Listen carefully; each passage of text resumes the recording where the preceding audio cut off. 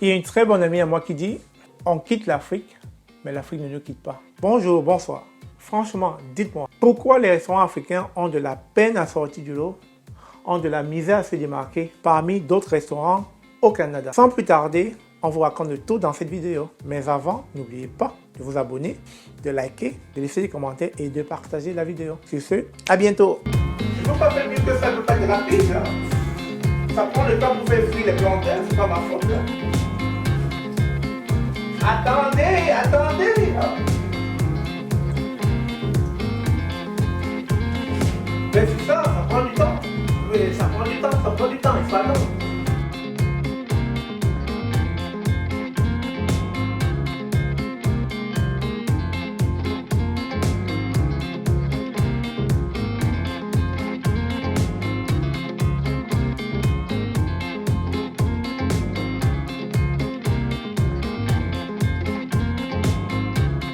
Bonjour, bonsoir. Aujourd'hui, nous allons parler des restaurants africains. Qu'est-ce qui fait que les restaurants africains ont de la misère à se démarquer d'autres restaurants ou des fast-food au Canada? Selon les statistiques des restaurateurs.ca, n'oublions pas de mentionner que le taux de survie des entreprises est très bas dans ce domaine. Dans cette vidéo, nous vous mentionnons les 5 points qui font que les restaurants africains ont de la misère à se démarquer au Canada. Démographiquement, vous pouvez voir les chiffres. Nous ne sommes pas nombreux au Canada, les Africains ne sont pas nombreux au Canada, donc ceci peut être la cause d'une très faible clientèle.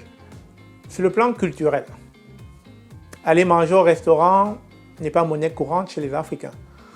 D'habitude, ils préfèrent rester chez eux, préparer, faire la cuisson ou manger en famille. Soit dit en passant, ça peut arriver qu'ils aillent au restaurant une fois en 2 mois. Financièrement, nous sommes une grosse famille en Afrique. Nous venons tous d'une famille nombreuse. Donc, il est fort probable qu'au Canada, il y a des familles de 7 personnes, 8 personnes. Donc, imaginez qu'il serait quasi impossible d'aller au restaurant parce que, en termes de coût, l'addition sera salée. Le manque de solidarité. C'est dommage, mais dans la communauté, il est difficile de requérir un service d'un membre de la communauté. Je vais prendre un exemple. Lors de la préparation d'un mariage, on pouvait tous se mettre au fourneau au lieu de faire appel à un service traiteur d'un membre de la communauté. C'est dommage, mais c'est comme ça. Le mauvais service à la clientèle. Vous n'avez qu'à voir le regard assaillant de la serveuse ou du serveur, parfois gênant. Ensuite, cette manie de te parler comme si vous étiez amis, comme si vous dormiez ensemble, ou comme si, cette manie de s'adresser au client, c'est-à-dire on pourrait se croire, je sais pas où là, au quartier, oui, c'est le terme, au quartier.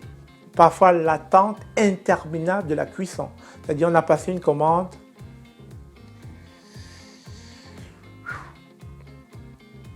ouais, ça prend du temps, hein? Et puis on est tanné. Et pour finir, la décoration. Parfois la décoration laisse à désirer, tellement c'est pas beau, pas accueillant, qu'on n'a même plus envie d'y revenir. Mais il n'y a pas que les mauvais côtés. Il faut quand même souligner que la nourriture est bonne. Hein? La nourriture africaine est diversifiée. Donc parfois c'est à contre-cœur.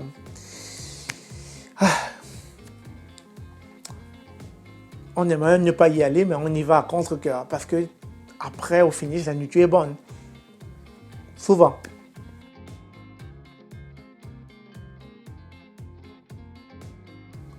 Donc là, je viens de vous énumérer les raisons qui font à ce que les restaurants africains ont de la peine à se démarquer. Maintenant, on va vous parler des solutions. La solution qui semble bien marcher au Canada, c'est le resto épicerie. Sans vouloir faire la publicité de ce restaurant, la Calebasse, qui a adopté cette méthode, qui semble bien marcher. C'est un coin qui permet de manger sur place, avec la possibilité d'emporter des plats chauds. Aussi, vous avez un autre rayon qui vous permet de faire des achats des produits importés qui viennent tout droit d'Afrique. Et l'autre truc, je l'ai cité tantôt, on n'est pas en très grand nombre au Canada. Donc il ne faudrait pas ouvrir un restaurant en ayant pour business plan une clientèle dédiée africaine ou typiquement africaine. Il faudrait aller vers une clientèle cosmopolite, c'est-à-dire adapter votre repas, votre façon de préparer, votre cuisson, votre menu à une large clientèle. Et le point le plus important pour moi, le service à la clientèle.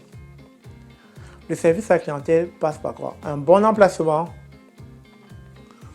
une belle décoration, un très beau menu, un très bon accueil. J'entends par accueil un beau sourire, une très bonne façon de parler à sa clientèle, un regard qui laisse entendre que vous êtes le bienvenu. Je pense que si tous les restaurants africains adoptent cette solution, il est fort à parier que le chiffre d'affaires va grossir. Sur ce, j'espère que cette vidéo vous a plu. Le but ici n'était pas de dénigrer les restaurants africains, mais plutôt d'attirer leur attention sur la façon de faire qui semble ne pas être la bonne. Donc nous espérons que vivement vous allez vous améliorer et surtout vous allez valoriser cette culture qui est la nôtre à travers vos mains, à travers le goût, à travers ce que nous avons de plus cher. Sur ce, je vous remercie et bon appétit.